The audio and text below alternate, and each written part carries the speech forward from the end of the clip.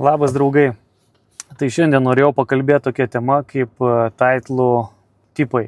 Kaip žinot, kai ieškotės patys automobilių aukcionuose, būna taitlai tokie kaip salvage. Tai jis yra jūsų pats dažniausiai sutinkamas, kurį turi praktiškai visos aukcione parduodamos mašinos. Tai jis yra tinkamas registruoti Lietuvoje.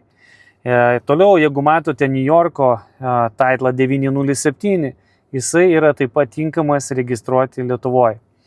Toliau, kitas dokumentas, kuris yra tinkamas registruoti, yra Washingtono Bill of Sales. Tai yra labiau ne dokumentas, o čia yra pirkimo pardavimo sutartis.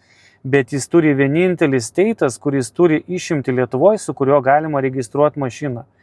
Bet su juo mašinos iš Amerikos neįsiūsite. Reikia gauti tokį specialų dokumentą Insurance Total Loss Settlement Report.